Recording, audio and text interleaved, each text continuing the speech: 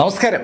Second mystic വേൾഡിൽ ഗൂഷീഷനും അതുപോലെ Lord സീസറും mark ഫെല്ലറെ കീഴടക്കാനുള്ള പരിപാടികൾ ആസൂത്രണം ചെയ്യുകയാണ്. ലോർഡ് സീസർ ഗൂഷീഷൻ പറഞ്ഞതനുസരിച്ച് മാർക്ക് ഫെല്ലറെ നേരിടാനുള്ള തയ്യാറെടുപ്പുകൾ തുടങ്ങുമ്പോൾ ഇവിടെ ഈ ഹെവൻലി ഗേറ്റിൽ ആ വിവരം പലരും അറിഞ്ഞിട്ടുണ്ട്. മാർക്ക് ഫെല്ലറുടെ സുഹൃത്തുക്കളായ യാവോമെങ്ങും കോങ് യാനിക്കും യുവാൻ ഷോയും ചാങ് മാങ്ങും ചൂ ഹെഡും തുടങ്ങിയ എല്ലാവരും സ്ഥലത്തുണ്ട്. അവരൊക്കെ മാർക്കിനോട് ആ കാര്യം റിപ്പോർട്ട് ചെയ്തപ്പോൾ മാർക്ക് അവരോട് പറഞ്ഞു, അതൊന്നും നിങ്ങൾ തൽക്കാലം നോക്കണ്ട, നിങ്ങൾ സെക്ലൂഷനിലേക്ക് പോകാനുള്ള സമയമാണ്, നിങ്ങളും മാർഷൽ സെയിന്റ് ആകണം, എങ്കിൽ മാത്രമേ നമുക്ക് ഈ മിസ്റ്റിക് വേൾഡുകാരെ നിലയ്ക്ക് നിർത്താൻ പറ്റൂ. മാർക്ക് ഫെല്ലറോടൊപ്പം നിൽക്കാൻ ആഗ്രഹം പ്രകടിപ്പിച്ച അവരെയൊക്കെ മാർക്ക് ഒരു പരുവത്തിൽ പറഞ്ഞ് അവരവരുടെ താമസ സ്ഥലത്തേക്ക് വിട്ടു. അങ്ങനെ മാർക്ക് ചെയ്യാനുള്ള കാരണം ജിനേവോ ബ്ലാക്കാണ്. ജിനേവോ ആ സമയത്തും സെക്ലൂഷനിലാണ്. മാർക്ക് മാർഷൽ സെയിന്റ് ആയ വാർത്ത അറിഞ്ഞ നിമിഷം മുതൽ ജിനേവോ ഒറ്റയ്ക്ക് പരിശീലനം ആരംഭിച്ച കഥ ആ ഹെവൻലി ഗേറ്റിൽ അറിയും. മാർക്കുമായി ബന്ധപ്പെട്ട ടീം അംഗങ്ങളൊക്കെ വ്യത്യസ്ത സ്ഥലങ്ങളിലായി അങ്ങനെ ഒറ്റയ്ക്ക് പ്രാക്ടീസ് തുടങ്ങിയ ആ സമയത്ത് മാർക്ക് ഡിവൈൻ ആൽക്കെമിസ്റ്റ് പവലിയനിൽ ഉണ്ടായിരുന്ന ലിറ്റിൽ ക്യൂനെ അവിടെ ആ ഹെവൻലി ഗേറ്റിലേക്ക് വരുത്തി. ഹെവൻലി ഗേറ്റിലെത്തിയ ലിറ്റിൽ ക്യൂനിയോട് വിശേഷങ്ങളൊക്കെ ചോദിച്ചതിന് ശേഷം മാർക്ക് അവളോട് ചോദിച്ചു, ക്യൂന, നിനക്ക് സെക്കൻഡ് മിസ്റ്റിക് വേൾഡിനെ കുറിച്ച് എന്തൊക്കെ അറിയാം? മാർക്ക്, ഞാൻ അവിടെയാണ് ജനിച്ചു വളർന്നത്, അവിടെയുള്ള എല്ലാ കാര്യങ്ങളും എനിക്കറിയാം.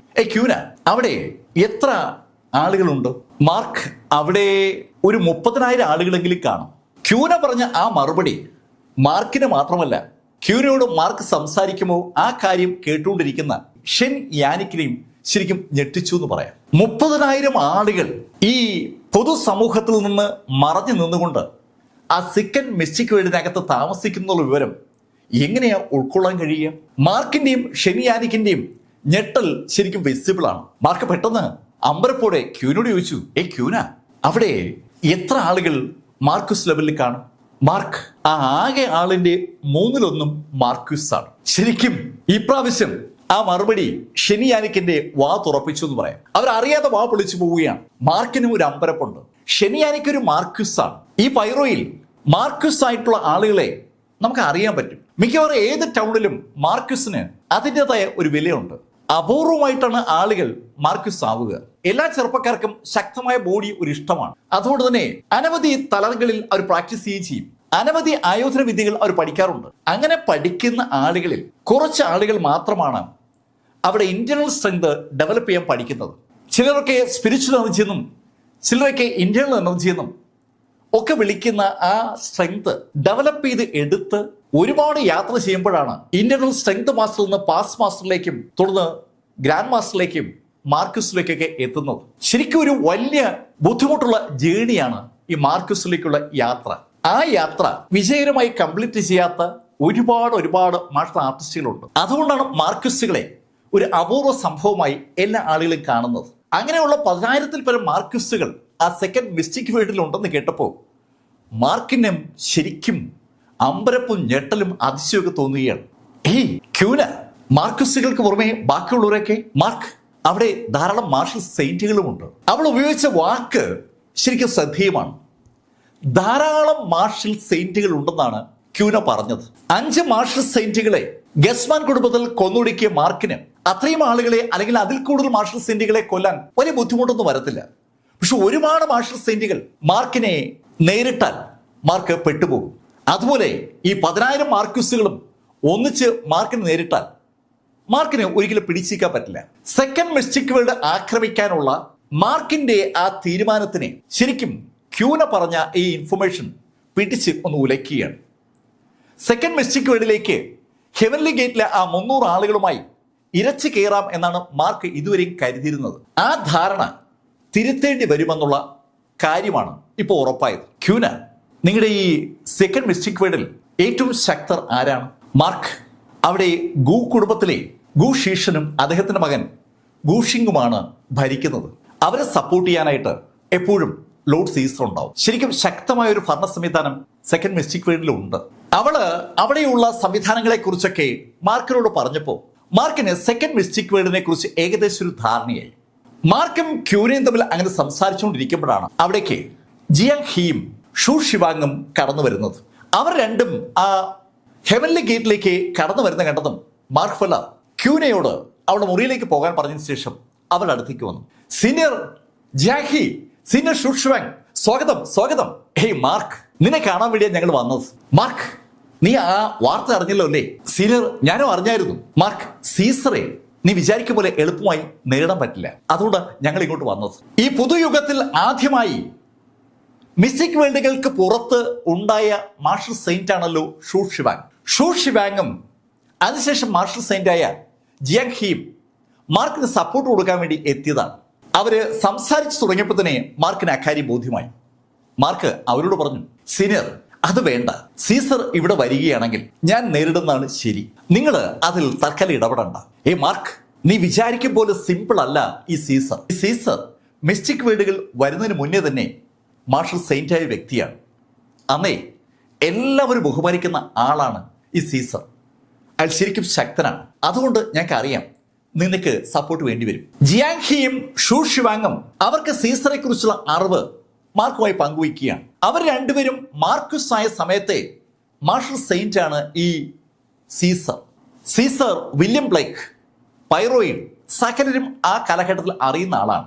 മാർക്ക് ജനിക്കുന്നതിന് മുന്നേ മാർഷൽ സെയിന്റ് ആയ സീസറെ കുറിച്ചാണ് അവർ പറയുന്നത്.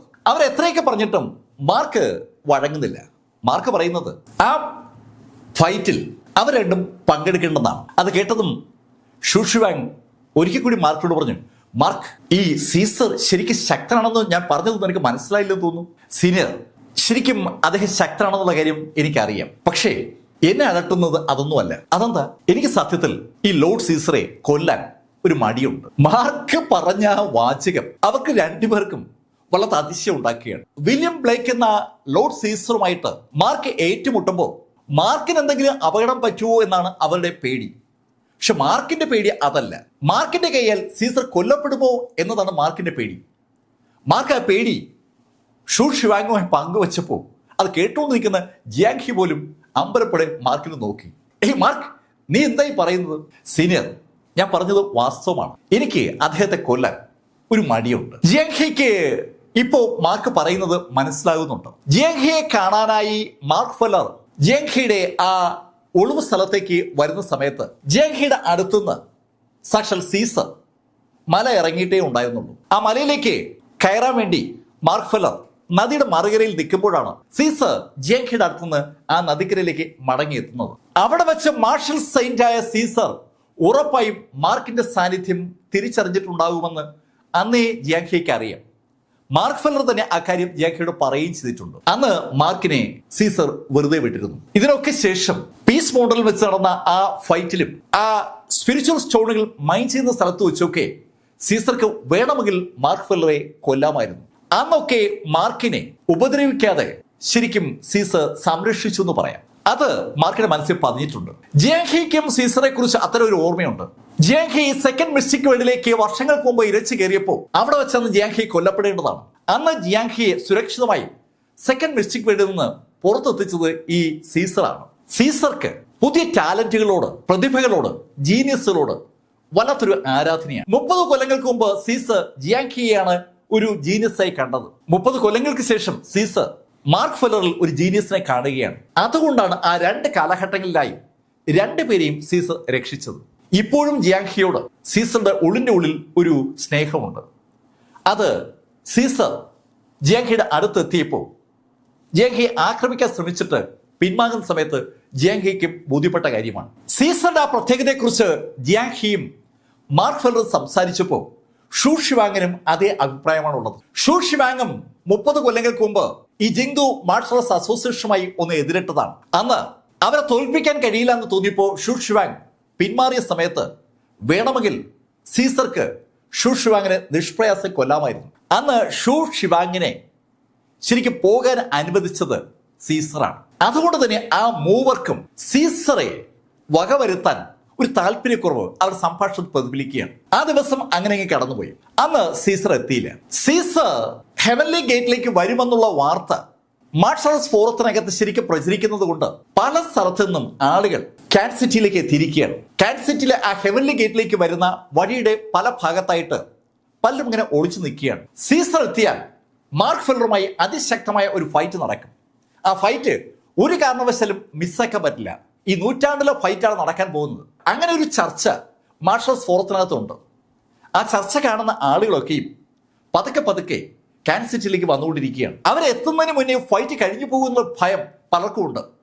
കിട്ടിയ വാഹനങ്ങളിലൊക്കെ കാൻസസ് സിറ്റിയിലേക്ക് ആളുകൾ ഓടിയെത്തിയപ്പോൾ അവിടെ സീസർ എത്തിയിട്ടില്ല. സീസർ എന്തായാലും വരും, അക്കാര്യത്തിൽ ആർക്കും ഒരു സംശയമില്ല. അവർ പലരും ആ ഹെവൻലി ഗേറ്റിൽ ഇടയ്ക്കിടയ്ക്ക് വരും. അവിടെ വന്ന് അവിടെയുള്ള ആളുകളോടൊക്കെ സംസാരിക്കുകയും ചെയ്യും. ആ സമയത്തൊക്കെ അവർ കാണുന്നത് വളരെ കൂളായി കാര്യങ്ങൾ നോക്കി നടത്തുകയൊക്കെ ചെയ്യുന്ന മാർക്ക് ഫെല്ലറെയാണ്. മാർക്കിന് ഒരു ടെൻഷനുമില്ല. സ്റ്റാർ സീസർ എന്ന ഇരട്ട പേരുള്ള ലോർഡ് സീസർ ഒരു അമാനുഷ്യനാണ്. അയാളെ തോൽപ്പിക്കാൻ ഈ ഭൂമിയിൽ ആർക്കും കഴിയില്ല എന്ന യാഥാർത്ഥ്യം മാർഷൽ ആർട്സ് മേഖലയിലെ എല്ലാവർക്കും ഉണ്ട്. ആ സീസർ എപ്പോ വേണമെങ്കിലും ആ ഹെവൻലി ഗേറ്റിലേക്ക് വരാം. ജീവനും ഭയമുള്ള ആരും അയാൾ വരുമെന്നറിഞ്ഞാൽ ഈ ഭൂമിയിലെ ഏതെങ്കിലും കോണി പോയി ഒളിക്കുകയാണ് പതിവ്. മാർക്ക് ഫെല്ലറെ തേടി സീസർ എത്തുമെന്നുള്ള അനൗൺസ്മെന്റ് മാർഷൽ ആർട്സ് ഫോറത്തിൽ എല്ലാവരും കണ്ടതാണ്. ആ വിവരം മാർക്കിനും അറിയാം. എന്നിട്ടും മാർക്ക് വളരെ കൂളായിട്ട് അവിടെ അങ്ങനെ കറങ്ങി നടക്കുകയും ആളുകളോടൊക്കെ സംസാരിക്കുകയും ലിറ്റിൽ ക്യൂനയുമായി നടക്കുന്നതൊക്കെ കാണുമ്പോൾ ആളുകൾക്ക് വല്ലാത്തൊരു കൗതുകം. ലിറ്റിൽ ക്യൂനയും മാർക്ക് ഫെല്ലറും ഇപ്പൊ നല്ല കമ്പനിയാണ്. ക്യൂനയ്ക്ക് മാർക്ക് ഫെല്ലർ ആ ഹെവൻലി ഗേറ്റിലെ ഓരോ സ്ഥലവും കാണിച്ചു കൊടുക്കുകയാണ്. നേരത്തെ ആ സ്പിരിച്വൽ സ്പ്രിംഗ് ഒഴുകുന്ന സ്ഥലമൊക്കെ മാർക്ക് ഫെല്ലർ ലിറ്റിൽ ക്യൂനയ്ക്ക് കാണിച്ചു കൊടുക്കുന്നുണ്ട്. പലരും ഈ കാഴ്ച കാണുകയാണ്. ആ ഹെവൻലി ഗേറ്റിനകത്തുള്ള ആ 300ഓളം മാർഷൽ ആർട്ടിസ്റ്റുകൾ അവരുടേതായ പ്രാക്ടീസിൽ വ്യാപൃതരുമാണ്. എല്ലാം വളരെ സ്മൂത്തായി നടന്നു പോവുകയാണ്. ജിയാങ്ഹിയും ഷൂ ഷിവാങ്ങും ഷെൻയാനിക്കും ആ ഹെവൻലി ഗേറ്റിനകത്ത് ഇടയ്ക്കിടയ്ക്ക് പ്രത്യക്ഷപ്പെടുന്നതും ആളുകൾ കാണുന്നുണ്ട്. ഈ ഹെവൻലി ഗേറ്റ് ചേർന്ന ഒരു വലിയ വിശാലമായ ഹൈവേ ഉണ്ട്. ഹൈവേയുടെ മറുപുറത്ത് അനവധി ആളുകൾ ഇരുട്ടത്തൊക്കെ പതുങ്ങി നിൽക്കുകയാണ്. എപ്പോഴാണ് ഈ സീസർ വരണമെന്ന് അവർക്ക് അറിയില്ലല്ലോ. അവർ കാത്തു തുടങ്ങിയിട്ട് ദിവസം ഇപ്പോ 4ആയി. 4 ദിവസമായിട്ടും സീസറെ കാണാതെ വന്നപ്പോ ചിലരൊക്കെ സംശയം പ്രകടിപ്പിച്ചു, ഇനി സീസർ വരാതിരിക്കൂ. അതിന് ചിലർക്ക് മറുപടി ഉണ്ട്, സീസർ വരും. സീസർ മാർക്കിന് ആവശ്യമായി സമയം കൊടുക്കുന്നതാണ്. മാർക്കിന്റെ ഈ ഭൂമിയിലെ അവസാന ദിവസങ്ങളിലെ അത് മാർക്ക് ആഘോഷിച്ചിട്ടെ എന്ന് സീസർ തീരുമാനിച്ചതാണ്. സീസറെ കുറിച്ച് ഏകദേശം ധാരണയുള്ള ആളുകളുടെ അഭിപ്രായം ആ ശൈലിയിലാണ്. അങ്ങനെ ഇരിക്കുമ്പോൾ 5ാമത്തെ ദിവസം സാക്ഷാൽ ലോർഡ് സീസർ ഹെവൻലി ഗേറ്റിലെത്തി. ഹെവൻലി ഗേറ്റിലെ ആ പ്രധാന ഹാളിൽ സ്റ്റാർ സീസർ എന്നും ലോർഡ് സീസർ എന്നൊക്കെ വിളിക്കപ്പെടുന്ന വില്യം ബ്ലേക്ക് എത്തിയ വിവരം അകത്ത് തന്റെ മുറിയിൽ വിശ്രമിക്കുകയായിരുന്ന മാർക്ക് ഫെല്ലർ അറിഞ്ഞു. ഉടൻ തന്നെ മാർക്ക് ലോർഡ് സീസറുടെ അടുത്തേക്ക് എത്തി. മാർക്ക് ഫെല്ലർ സീസറെ കണ്ടതും മാർക്ക് സീസറെ വണങ്ങി. Lord Caesar, welcome welcome. Mark, നിന്റെ സ്വാഗതം സ്വീകരിക്കാനല്ല ഞാൻ വന്നത്. സീസർ, അങ്ങ് വന്നത് എന്നെ കൊല്ലാനാണെന്ന് എനിക്കറിയാം. പക്ഷേ അങ്ങേക്ക് തന്നെ അറിയാം അത് നടക്കില്ല. മാർക്ക്, നിന്റെ വാചക വഴിയൊന്നും എന്നോട് വേണ്ട.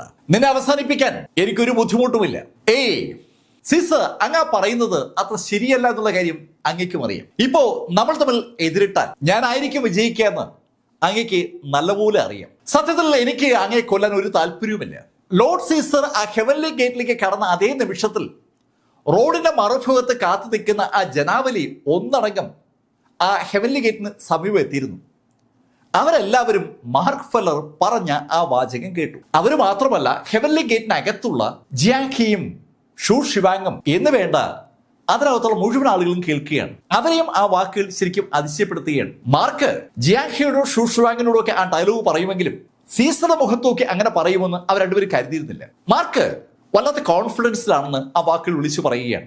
മാർക്ക്, നിന്റെ ആത്മവിശ്വാസം എനിക്ക് മനസ്സിലാകും. അവിടെ ആ ഗസ്വാൻ കുടുംബത്തെ കയറി 4-5 പേരെ തല്ലിക്കൊന്നപ്പോ നീ ശരിക്കും ശക്തനാണെന്നൊരു തോന്നൽ നിനക്കുണ്ടെന്ന് എനിക്കറിയാം. മാർക്ക്, അത് വെറും തോന്നലാണ്. സീസർ, നിങ്ങൾ എന്തൊക്കെ പറഞ്ഞാലും ശരിക്കും നിങ്ങളെ കൊല്ലാൻ എനിക്ക് ലേശം വിഷമമുണ്ട്. അതുകൊണ്ടാണ് ഞാൻ പറയുന്നത്. അങ്ങനെ മാർക്ക് വീണ്ടും പറഞ്ഞതും സീസർ മാർക്കിനോട് പറഞ്ഞു, മാർക്ക്, പക്ഷെ എനിക്കൊരു വിഷമവുമില്ല. നിന്നെ ഞാൻ കൊല്ലാൻ പോവുകയാണ്. സീസർ, നിങ്ങൾ എന്തിനാ ഈ കടുപിടുത്തം പിടിക്കുന്നത്? എനിക്കറിയാം നിങ്ങൾ എന്തിനാ തെമ്മാടികളായ ആ ഗൂഷിങ്ങിനും അവന്റെ പിതാവിനൊപ്പം നിൽക്കുന്നത്? ആ സെക്കൻഡ് മിസ്റ്റിക് വേൾഡ് വിട്ടിട്ട് നിങ്ങൾക്ക് ഞങ്ങൾക്കൊപ്പം കൂടിക്കൂടെ? മാർക്ക്, ആവശ്യമില്ലാത്ത കാര്യങ്ങൾ സംസാരിക്കരുത്. ഞാൻ എവിടെ നിൽക്കണ്ട എന്ന് തീരുമാനിക്കുന്നത് ഞാനാണ്.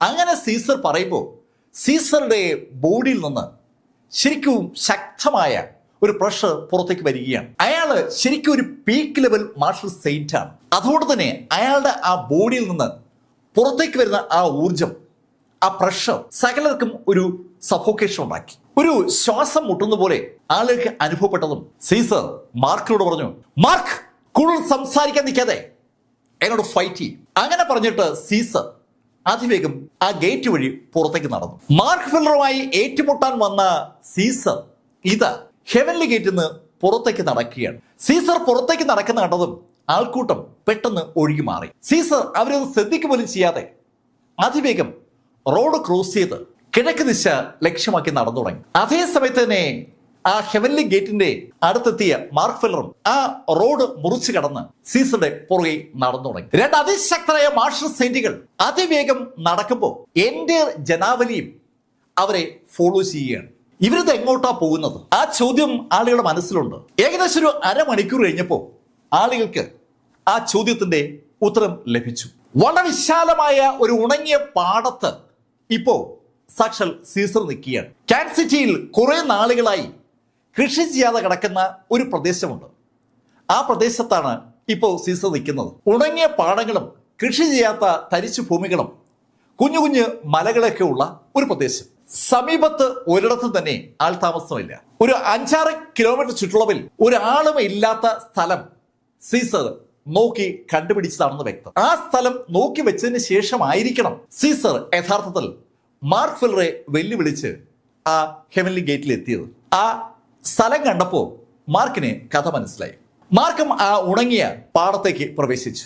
സീസർ, ഈ സ്ഥലം കണ്ടിട്ട് ഒരു ശ്മശാന ഭൂമി പോലെയുണ്ട്. എനിക്ക് എന്തായാലും ഇഷ്ടമായി. സീസർ, നിങ്ങൾ നിങ്ങളുടെ ശവശരീരം കുഴിച്ചു മൂടാനായി ഒരു സ്ഥലം നേരത്തെ കണ്ടുപിടിച്ചതാണെന്ന് ഇപ്പോഴാ എനിക്ക് മനസ്സിലായത്. അത് കേട്ടതും സീസർ മാർക്കിനോട് പറഞ്ഞു, മാർക്ക്, വാക്കുകൾ കൊണ്ടല്ല ഫൈറ്റ് ചെയ്യേണ്ടത്, ദാ ഈ കൈകൾ കൊണ്ടാണ്. അങ്ങനെ സീസർ പറയുമ്പോഴേക്കും ആ പാടത്തിന് ചുറ്റുമായി കാണികൾ തടിച്ചു കൂടിക്കഴിഞ്ഞു. കാണികളുടെ കൂട്ടത്തിൽ ഇപ്പോ സാക്ഷാൽ ജിയാങ് ഹിയും ഉണ്ട്, ഷൂ ഷിവാങ്ങും ഉണ്ട്. അവർക്ക് പുറമെ പാടത്തിന്റെ മറുകരയിൽ ഒരാൾ കൂടിയുണ്ട്. അത് സാക്ഷാൽ മീശയാണ്. മീശ മാർക്കിനെ കാണാനായി കാൻസസ് സിറ്റിയിൽ വന്നപ്പോഴാണ് ഈ സംഭവ വികാസങ്ങളൊക്കെ അറിയുന്നത്. എന്നാ പിന്നെ ആ ഫൈറ്റ് കണ്ടുകളയെന്ന് കരുതി മീശയും കൂടി ആ ഫൈറ്റ് നടക്കുന്ന സ്ഥലത്ത് എത്തിയതാണ്. മാർക്കിന്റെ സുഹൃത്തുക്കളൊക്കെ ഇപ്പോ ഏകാന്ത ധ്യാനത്തിലാണ്. അവർ സെക്ലൂഷനിൽ അടുത്ത ലെവലിലേക്ക് കടക്കാൻ വേണ്ടി പ്രാക്ടീസ് ചെയ്തുകൊണ്ടിരിക്കുന്ന സമയത്ത് അവരൊഴികെയുള്ള മാർക്കിന്റെ ബാക്കി സുഹൃത്തുക്കളൊക്കെ ആ സ്ഥലത്ത് എത്തിയിട്ടുണ്ട്. മാർക്കിനും സീസർക്കും പരിചയമില്ലാത്ത നൂറുകണക്കിന് ആളുകൾ അല്ലാതെയുമുണ്ട്. മാർക്കും സീസറും തമ്മിലുള്ള ഫൈറ്റ് നൂറ്റാണ്ടിൽ ഒരിക്കൽ മാത്രം സംഭവിക്കുന്നതാണ്. അതറിയാവുന്ന മാർഷൽ ആർട്ടിസ്റ്റുകൾ അവിടെ ഫൈറ്റ് കാണാനും പഠിക്കാനുമായിട്ടാണ് സ്ഥലത്തെത്തിയിരിക്കുന്നത്. സീസർ രണ്ട് കൈയും ചുരുട്ടി മാർക്കിനോട് കൈക്കരുത്ത് കൊണ്ടാണ് ആ ഫൈറ്റ് ജയിക്കേണ്ടതെന്ന് പറഞ്ഞതും മാർക്കും സീസറോട് അങ്ങനെ തന്നെ പറഞ്ഞു. അതെ, അങ്ങനെയാണെങ്കിൽ നമുക്കൊന്ന് ഫൈറ്റ് ചെയ്ത് നോക്കാം. കേൾക്കേണ്ട താമസം സീസർ മുന്നോട്ട് കുതിച്ചു. സെയിം ടൈമിൽ തന്നെ മാർക്ക് മുന്നോട്ട് കുതിക്കുകയാണ്. അവർ തമ്മിൽ ഏകദേശം ഒരു 100 മീറ്റർ വ്യത്യാസമുള്ളപ്പോഴാണ് ഈ ഡയലോഗുകൾ സ്റ്റാർട്ട് ചെയ്യുന്നത്. പെട്ടെന്ന് ആ അകലങ്ങ് കുറഞ്ഞു. കണ്ണടച്ച് തുറക്കും മുമ്പ് ആ രണ്ട് മാർഷൽ സെയിന്റുകളും മുഖാമുഖം എത്തിക്കഴിഞ്ഞു. സീസർ അയാളുടെ ബലിഷ്ഠമായ കൈകൊണ്ട് മാർക്ക് ഫെല്ലറെ ആഞ്ഞിടിച്ചു. മാർക്ക് തിരിച്ച് അതേ ശൈലിയിൽ കൈകൊണ്ട് പഞ്ച് ചെയ്തു. ആ രണ്ട് കൈകളും അന്തരീക്ഷത്തിൽ കൂട്ടിമുട്ടുമ്പോൾ ശരിക്കും ഒരു സ്ഫോടനത്തിന്റെ ശബ്ദമാണ് അവിടെ ഉണ്ടായത്. ശക്തമായ വെടിമരുന്ന് പാറയ്ക്കകത്ത് ഒളിപ്പിച്ചു വെച്ച് നമ്മൾ മാറി നിന്ന് കൊളുത്തുമ്പോൾ അവിടെ പാറ പൊട്ടിത്തെറിക്കുമ്പോൾ ഉണ്ടാകുന്ന അതേ ശബ്ദം ആ രണ്ട് മുഷ്ടികൾ തമ്മിൽ കൂട്ടിമുട്ടിയ അതേ നിമിഷത്തിലുണ്ടായി. ഒരു ഭീകര ശബ്ദമാണ്. അതേ നിമിഷം തന്നെ രണ്ടുപേരും ഏതാനും സ്റ്റെപ്പ് പുറകോട്ട് മാറി. വീണ്ടും രണ്ടുപേരും മുന്നോട്ട് കുതിച്ചു. രണ്ടുപേരും അവരുടെ ഇടം കൈയാണ് ഇപ്രാവശ്യം ഉപയോഗിച്ചത്. ഇടം കൈയും വലം കൈയും ഉപയോഗിച്ചുകൊണ്ട് രണ്ടുപേരും കട്ടക്കട്ടക്കെന്ന് പരസ്പരം ആക്രമിക്കുകയാണ്. തീപ്പൊരി ചിതറും പോലെ ആ ഇടികൾ ശരിക്കും പ്രകാശവും ഉണ്ടാക്കുന്നുണ്ട്. അതിശക്തമായ ഫൈറ്റാണ് നടക്കുന്നത്. ജനം ശ്വാസം അടക്കിപ്പിടിച്ച ആ കാഴ്ച കാണുന്നത്. വളരെ വളരെ സീനിയറായ പീക്ക് ലെവൽ മാർഷൽ സെയിന്റായ സാക്ഷാൽ സ്റ്റാർ സീസറെ മാർക്ക് ഫെല്ലർ ഇതാ മുഖാമുഖം എതിരിടുകയാണ്. സ്റ്റാർ സീസറെ നേരിടുന്ന മാർക്ക് ഒരു ഇഞ്ച് പോലും പുറയിലല്ല. ആ യാഥാർത്ഥ്യം ജിയാങ് ഹിയും ഷൂ ഷിവാങ്ങും ശരിക്കും അമ്പരപ്പോടെയും ആഹ്ലാദത്തോടെയാണ് നോക്കിക്കാണുന്നത്. എന്നാൽ മിസ്റ്റിക് വേൾഡുകളുമായി ബന്ധിപ്പിച്ച് അവിടെ എത്തിയിരിക്കുന്ന അനവധി ആളുകൾക്ക് അത് ഒരു വല്ലാത്ത കാഴ്ചയായി പോയി. അവിടെ എത്തിയിരിക്കുന്നതിൽ ആയിരക്കണക്കിന് ആളുകൾ മാർക്കിനെ അനുകൂലിക്കുന്നവരാണ്. അവരൊക്കെ ഇപ്പൊ വല്ലാത്ത ആവേശത്തിലാണ്. സ്റ്റാർ സീസറെ എതിരിടുമ്പോൾ മാർക്ക് ഫെല്ലർ ഒരു പടി പിന്നിലായിരിക്കുമെന്നാണ് അവരൊക്കെ കരുതിയത്. ഇപ്പോ അവരെ കാണുന്ന കാഴ്ച അതല്ല പറയുന്നത്. മാർക്കും സീസറും ഈക്വലായി നിൽക്കുകയാണ്. ഏകദേശം ഒരു 10-20 മിനിറ്റ് രണ്ടുപേരും ആകാശത്തേക്ക് ചാടി ഉയർന്നും ചാടി ചവിട്ടിയും കൈകൊണ്ട് ഇടിച്ചും ദേഹം കൊണ്ട് ഇടിച്ചും ഒക്കെ ശരിക്കും ബോക്സിംഗരെ പോലെ ഏറ്റുമുട്ടിക്കൊണ്ടിരിക്കുകയാണ്. ഒരു ഫ്രീ സ്റ്റൈൽ ബോക്സിംഗിന്റെ സകല ശൈലിയും നമുക്ക് അവിടെ കാണാം. മാർക്ക് ഫെല്ലറേക്കാൾ ഒത്തിരി പ്രായം കൂടുതലുള്ള ആളാണ് സീസർ. എന്നിട്ട് സീസർ ആകാശത്തേക്ക് ചാടി ഉയർന്നൊക്കെ മാർക്കിനെ ചവിട്ടുമ്പോൾ അയാൾക്ക് പ്രായം 18 അത് കാണുന്ന ആരും പറയും. അത്ര അനായാസമായിട്ടാണ് സീസർ ചാടി ഉയരുന്നത്. സീസറിന്റെ ചാടി ഉയർന്നുള്ള ആ ചവിട്ടിൽ നിന്ന് വളരെ അനായാസമായിട്ട് മാർക്ക് ഒഴിയുകയും ചാടി ഉയർന്ന് തിരിച്ച് ചവിട്ടുകയും ചെയ്യുമ്പോൾ അതേ അഭിപ്രായം മാർക്കിനെ കുറിച്ചും ആളുകൾക്ക് ഉണ്ടാവുകയാണ്. എന്തായാലും കാഴ്ച കാണാൻ വന്ന ആളുകൾക്ക് ആ ഫൈറ്റ് മുതലായി എന്ന് തന്നെ പറയാം. ഇതിനിടയിൽ അവര് മുന്നോട്ടും പിന്നോട്ടും നീങ്ങുന്നതിന്റെ ഫലമായിട്ട് അവർ നിന്ന ഭാഗം ഏതാണ്ട് കിളച്ച് മറിക്കപ്പെട്ടു. ആ വയലിലുണ്ടായിരുന്ന ചെടിയും മണ്ണും ഒക്കെ ചിതറി തെറിച്ചിട്ടുണ്ടെന്ന് പറയാം. അവിടെ മണ്ണ് കൊണ്ട് പലപ്പോഴും മറ ഉണ്ടാകുന്നുണ്ട്. മണ്ണ് ഇങ്ങനെ ആകാശത്തിലേക്ക് ഉയരുകയും ചെയ്യുന്നുണ്ട്. ഏകദേശം 20 മിനിറ്റ് ഫൈറ്റ് ചെയ്ത് കഴിഞ്ഞതും സ്റ്റാർ സീസർ മാർക്കിനോട് പറഞ്ഞു, മാർക്ക്, നീ ഫിസിക്കലി ശക്തനാണെന്ന് എനിക്ക് നേരത്തെ അറിയാമായിരുന്നു. നിന്റെ ആ ശക്തി എത്രയുണ്ടെന്ന് നോക്കാൻ വേണ്ടിയാ ഞാൻ നിന്നോടൊന്ന് ഫൈറ്റ് ചെയ്തത്. മാർക്ക്, നമുക്ക് അടുത്ത ലെവലിലേക്ക് കടക്കാം. സീസർ, അതാ വേണ്ടത്. വെറുതെ ഈ തമാശ അധികം നീട്ടേണ്ട കാര്യമില്ലല്ലോ. അങ്ങനെ മാർക്ക് പറഞ്ഞതും സീസർ 2 കൈയും ഒന്ന് ഉയർത്തി. ആ കൈ ഉയർത്തിയ സീസർ ശരിക്കും കൈ ഒന്ന് കറക്കി താഴ്ത്തപ്പോൾ അയാളുടെ 2 കൈയിൽ നിന്നും 2 കൂറ്റൻ വീലുകളാണ് രൂപം കൊണ്ടത്. വലിയ ട്രക്കുകളുടെ വലിയ വീലുകളെ അനുസ്മരിപ്പിക്കുന്ന ശൈലിയിൽ 2 കൂറ്റൻ വീലുകൾ അത് പെട്ടെന്ന് ആ അന്തരീക്ഷത്തിൽ പ്രത്യക്ഷപ്പെട്ടു. സീസറുടെ തൊട്ടു മുന്നിൽ വന്ന ആ 2 വീലുകൾ അതിവേഗം പെട്ടെന്ന് മാർക്കിന് നേരെ പാഞ്ഞു വരികയാണ്. പ്രകാശം കൊണ്ട് സൃഷ്ടിക്കപ്പെട്ട ആ വീലുകൾ സീസറുടെ ഒരു ട്രംപ് കാർഡാണ്. ആ വീലുകൾ ആരുടെയെങ്കിലും നേരെ പാഞ്ഞു വന്നാൽ അയാളുടെ അന്ത്യം ആ വീലുകൾ സംഭവിക്കും. ആ യാഥാർത്ഥ്യം യാഹിക്കും ഷൂഷ്വാങ്ങിനൊക്കെ അറിയാം. അതുകൊണ്ട് തന്നെ ആ വീലുകൾ സീസർ സൃഷ്ടിച്ചപ്പോൾ ഷൂഷ്വാങ്ങും ജിയാഹിയും അറിയാതെ അവര് ഇരുന്ന സ്ഥലത്ത് നിന്ന് എണീറ്റ് പോവുകയാണ്. തന്നെ തന്നെ പാഞ്ഞു വരുന്ന വീലുകൾ മാർക്ക് ഫെല്ലറും കണ്ടു. മാർക്ക് ആ വീലുകൾ പാഞ്ഞു വരുന്ന കണ്ടതും കൈ ഒന്ന് മുറുക്കിയിട്ട് ഒരൊറ്റയിടി. മാർക്കിന്റെ അതിശക്തമായ പഞ്ച് 2 വീലുകളുടെ നടുക്കാ പതിക്കുന്നത്. ആ ഇടി സ്വാഭാവികമായും ഒരു ചലനം അവിടെ അന്തരീക്ഷത്തിൽ ഉണ്ടാക്കി. മാർക്കിന്റെ കൈ അതിശക്തമായി മുന്നോട്ട് നീങ്ങിയതും ആ കൈക്കൊപ്പം ഒരു കൊടുങ്കാറ്റ് തന്നെ സൃഷ്ടിക്കപ്പെട്ടു എന്ന് പറയാം. ഒരു ശക്തമായ കാറ്റ്. ആ കാറ്റിനൊപ്പം മാർക്കിന്റെ തൊട്ടു മുന്നിലുള്ള മണ്ണും മണലും എല്ലാം കൂടി മുന്നോട്ട് പറക്കുകയാണ്. ആ പറക്കുന്ന മണ്ണും മണലും കാറ്റും അതിശക്തമായ പവറിൽ പാഞ്ഞു വരുന്ന ആ പ്രകാശമോപ്പിക്കുന്ന ആ 2 വീലുകൾക്ക് നേരെ വന്നിടിച്ചു. പെട്ടെന്ന് അവിടെ ഒരു വൻ സ്ഫോടനം ഉണ്ടായി. മണ്ണും മണലും ചെടികളും ചെറിയ ചെറിയ പുൽത്തരികളും ഒക്കെ പ്രകാശത്തിനൊപ്പം ചിതറിത്തെറിക്കുമ്പോൾ ചെവി പൊട്ടുന്ന ശബ്ദം സകലയിടത്തും കേൾക്കുകയാണ്. ആ ശബ്ദം ഉണ്ടായതിനൊപ്പം തന്നെ ശരിക്കും ഒരു തരംഗം എല്ലാ ഭാഗത്തേക്കും വ്യാപിച്ചു. അതിശക്തമായ തരംഗം ആ ഫൈറ്റ് നടക്കുന്ന എല്ലാ സ്ഥലത്തേക്കും വ്യാപിച്ചതും മരങ്ങളിലൊക്കെ കയറിയിരിക്കുന്ന പലരും താഴേക്ക് വീണു. മാർക്ക് ഫെല്ലറുടെ ആ ഫൈറ്റ് കണ്ടുകൊണ്ട് ഒരു മരക്കൊമ്പിൽ ഇരിക്കുന്ന മീശയും ആ കൊമ്പൊടിഞ്ഞ് താഴേക്ക് വീണു. താഴെ വീഴുമ്പോഴേക്കും മീശ മാർക്കിനെ ചീത്ത വിളിച്ചു തുടങ്ങി. ശരിക്കും ഒരു ബഹളം ചുറ്റും ഉണ്ടായെന്ന് പറയാം. അതിശക്തരായ 2 മാർഷൽ സെയിന്റുകൾ കൂട്ടിമുട്ടുമ്പോൾ ആ പരിസരത്തൊന്നും ഇല്ലാതിരിക്കുന്നതാണ് ആരോഗ്യത്തിന് നല്ലതെന്ന് താഴേക്ക് വീഴുമ്പോൾ മീശയും വിളിച്ചു പറയുകയാണ്. താഴേക്ക് വീണ ആളുകൾ നിന്ന സ്ഥലത്ത് നിന്ന് ഏകദേശം ഒരു 100 അടി പുറകോട്ട് മാറിക്കാണും. അടുത്ത് നിൽക്കുന്നത് ഇനി ശരിയല്ല എന്ന് അവർക്ക് എല്ലാവർക്കും ബോധ്യമായിട്ടുണ്ട്.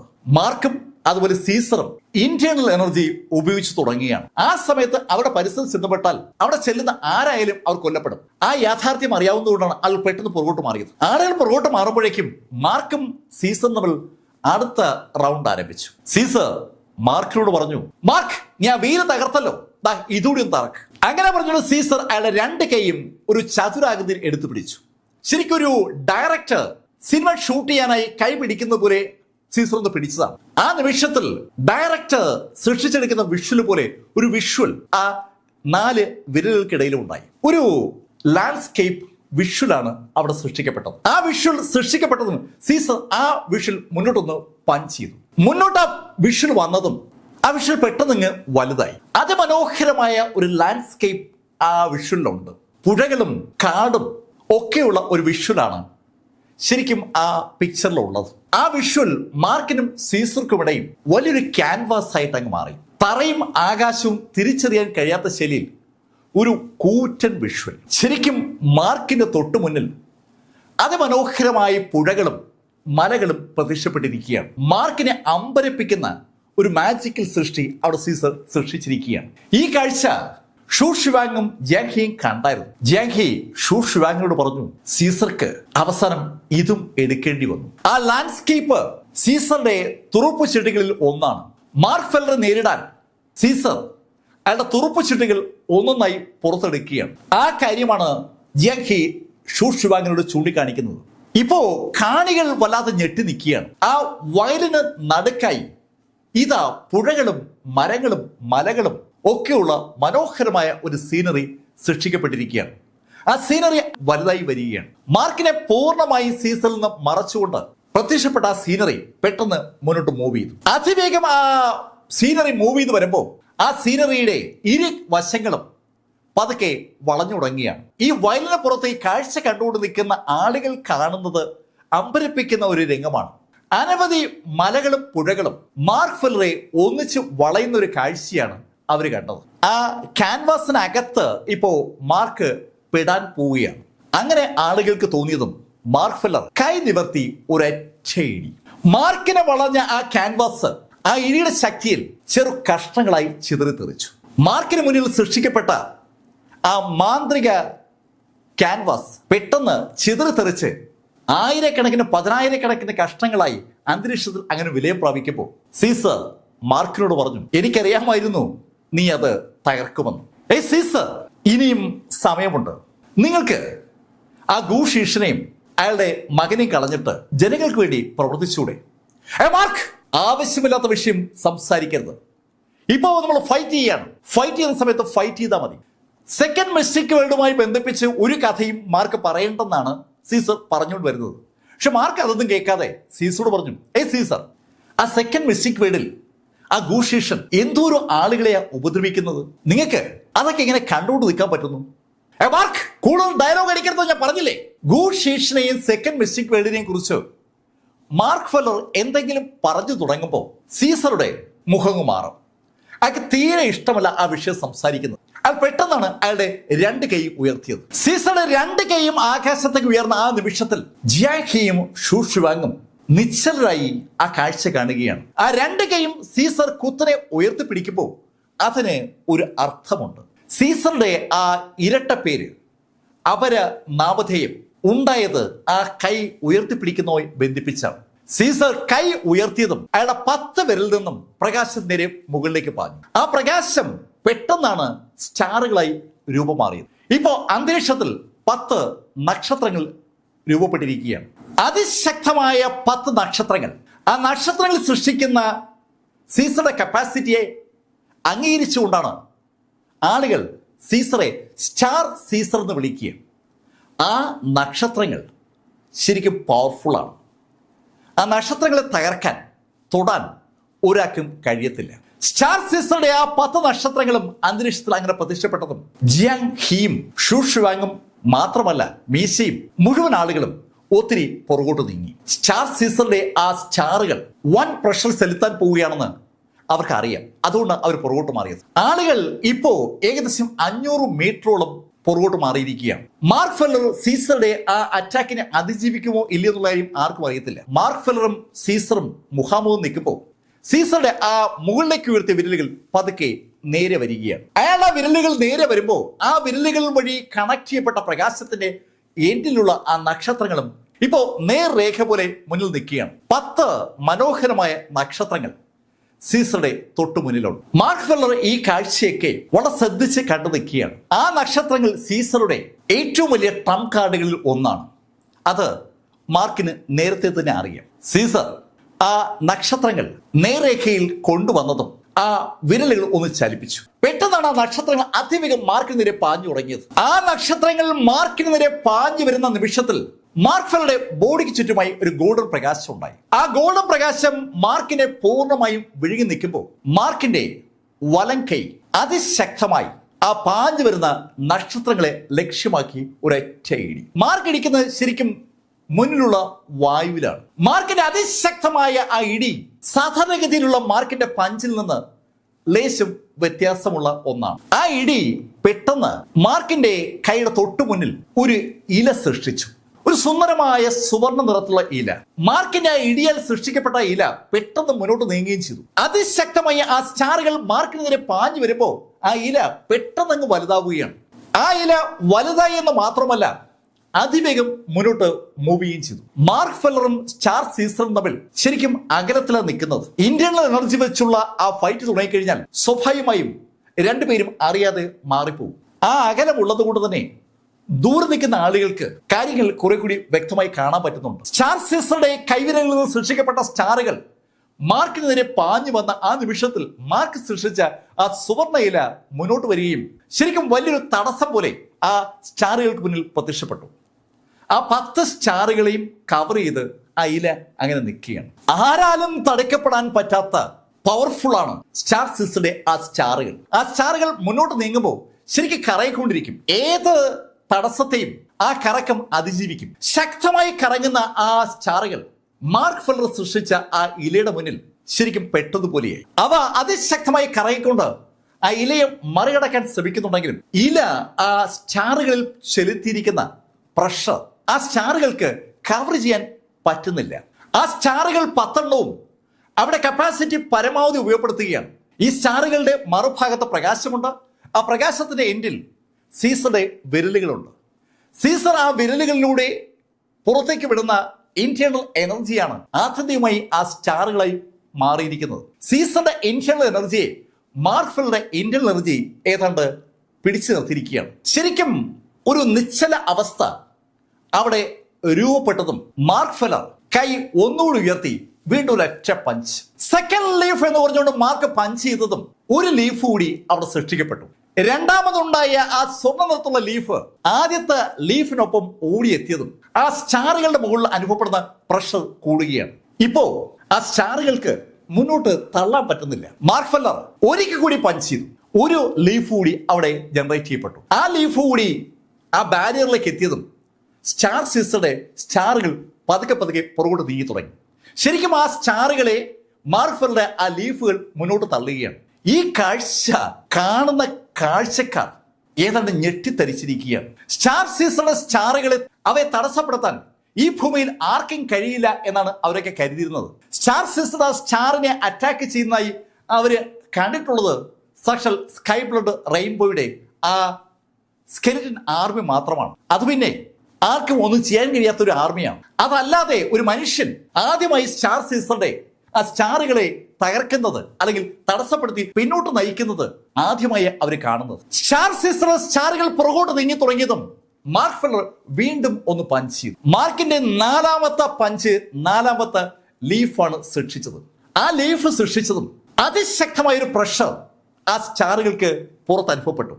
അടുത്ത നിമിഷത്തിൽ ആ എൻ്റെ സ്റ്റാറുകളും ചിതറിത്തെറിച്ചു. ഇപ്പോ മാർക്കിന്റെ 4 ലീഫുകൾ മാത്രമേ അന്തരീക്ഷത്തിലുള്ളൂ. ആ ലീഫുകൾ അതിശക്തമായി മുന്നോട്ട് നീങ്ങുകയാണ്. ആ സ്റ്റാറുകൾ പൊട്ടിത്തെറിച്ചതോടുകൂടി ലോർഡ് സീസർ ആ പ്രഷറിൽ പുറകോട്ട് തെറിക്കുകയും ചെയ്തു. പുറകോട്ട് തെറിച്ചു വീണ ലോർഡ് സീസറിന്റെ അടുത്തേക്ക് അതിശക്തമായി ആ ഗോൾഡൻ ലീഫുകൾ പാഞ്ഞു വരുന്ന കാഴ്ച ദൂരെ നിൽക്കുന്ന ആളുകളൊക്കെ കണ്ടു. ഈ സമയത്താണ് മാർക്ക് ഫെല്ലർ ഇടത് കൈകൊണ്ട് ഒന്ന് പഞ്ച് ചെയ്യുന്നത്. വീണ്ടും ഒരു ഗോൾഡൻ ലീഫ് സൃഷ്ടിക്കപ്പെട്ടു. ആ ഗോൾഡൻ ലീഫിന് മറ്റ് 4 ലീഫുകളെ അപേക്ഷിച്ച് ഒരു പ്രത്യേകതയുണ്ട്. നേരത്തെ കണ്ട 4 ലീഫുകളും വിലങ്ങനെ മുന്നോട്ട് നീങ്ങുകയാണെങ്കിൽ ഈ ലീഫ് കുത്തനെ നീങ്ങുന്നത്. ആ ലീഫിന്റെ എൻഡ് ശൂലത്തിന് മുന പോലെ മുന്നോട്ട് നീങ്ങി അതിവേഗം കുതിക്കുകയാണ്. ശക്തമായ ഇന്ത്യൻ എനർജി കൊണ്ട് മാർക്ക് ഫെല്ലർ സൃഷ്ടിച്ച ആ 5 ലീഫുകളും സീസറുടെ അടുത്തേക്ക് പാഞ്ഞു വന്നതും സീസർ നിന്ന സ്ഥലത്തുനിന്ന് പുറകോട്ട് തെറിച്ചു. സീസർ പുറകോട്ട് തെറിച്ചു വീഴുമ്പോൾ ആ ലീഫ് സീസർ പുറത്ത് പ്രസ് ചെയ്യുന്നതിന്റെ ശക്തിയും കൂടിയിരിക്കുകയാണ്. വയലിലേക്ക് തെറിച്ചു വീണ സീസർ ശരിക്കും അതിശക്തമായി പുറകോട്ട് നീങ്ങുമ്പോൾ ആ ഭാഗമൊക്കെ കിളച്ച് മറിക്കപ്പെട്ടതുപോലെ മണ്ണ് മുകളിലേക്ക് പൊങ്ങുകയാണ്.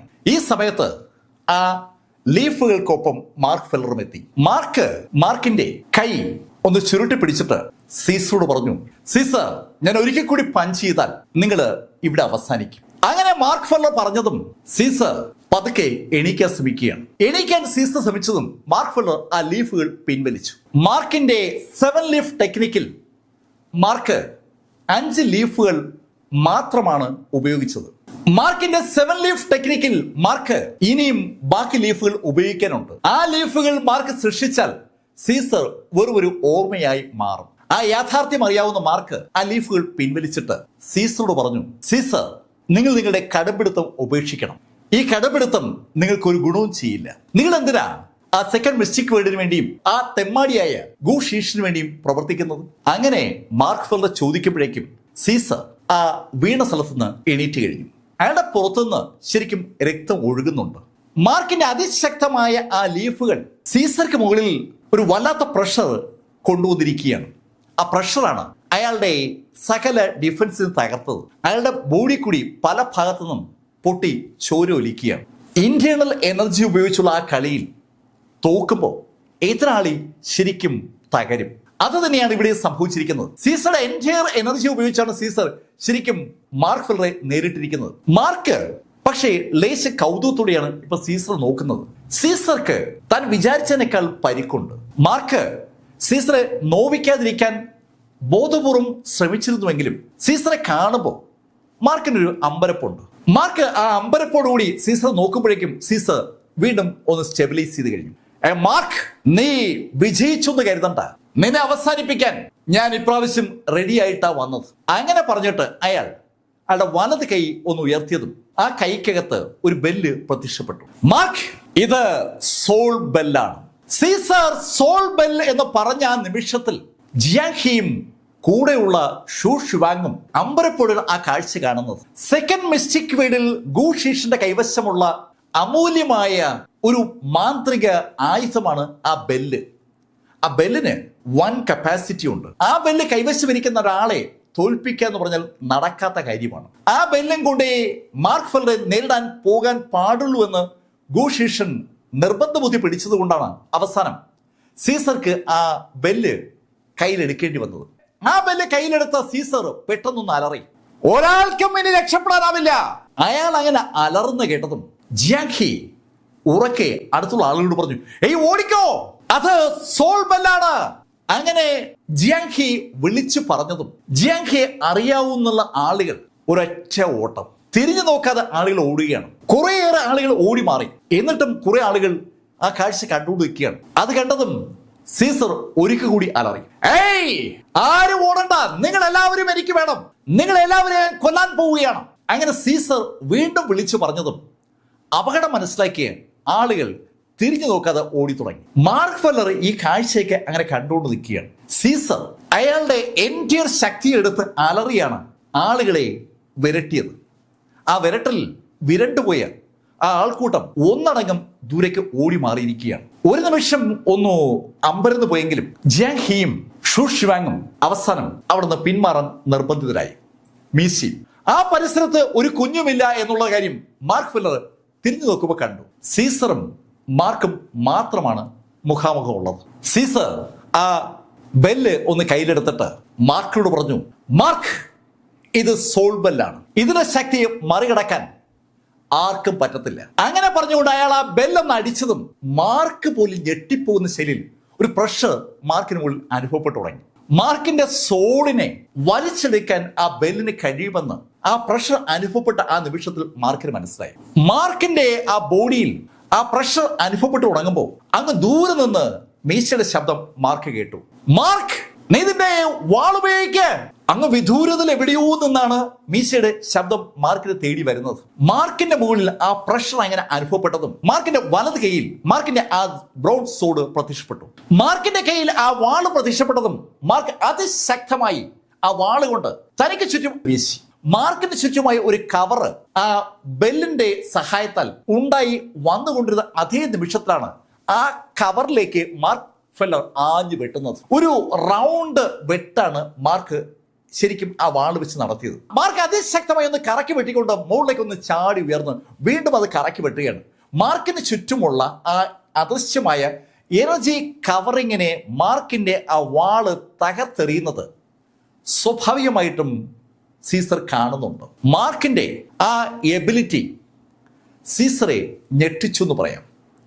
ആ സോൾ ബെല്ല് അൺബിലീവബിൾ കപ്പാസിറ്റി ഉള്ള ഒരു ബെല്ലാണ്. ആ ബെല്ലിന്റെ ശക്തിയിൽ സൃഷ്ടിക്കപ്പെട്ട ആ കവറിനെ മാർക്ക് മറികടക്കുന്ന ഘട്ടതും സീസർ ആ ബെല്ലെടുത്ത് വീണ്ടും അയാളുടെ ആർട്ടിഫാക്റ്റിനകത്തോട്ട് വെച്ചു. അയാളുടെ മാന്ത്രിക നിലവറയ്ക്കുള്ളിലേക്ക് അയാൾ അത് ഒളിപ്പിച്ചു വെക്കുകയായിരുന്നു. പെട്ടെന്ന് പെട്ടെന്ന് മാർക്കിന്റെ ചുറ്റുമുണ്ടായിരുന്ന ആ കവറുകൾ മുഴുവൻ അപ്രത്യക്ഷമായി. മാർക്കിന്റെ ഇടം കൈ ആ സമയത്ത് ഒന്ന് ഉയർത്തുന്നത്. മാർക്കിന്റെ ഇടം കൈ ഉയർത്തപ്പെട്ടതും മാർക്കിന്റെ കയ്യിൽ ആ ഫിഫ്ത്ത് വെനറബിൾ മൗണ്ടൻ പ്രത്യക്ഷപ്പെട്ടു. ആ ഫിഫ്ത്ത് വെനറബിൾ മൗണ്ടൻ മാർക്ക് പെട്ടെന്ന് സീസറിന്റെ മുകളിലേക്ക് തിരിച്ചതും സീസറിന്റെ പുറത്ത് ശക്തമായ പ്രഷർ അനുഭവപ്പെട്ടു.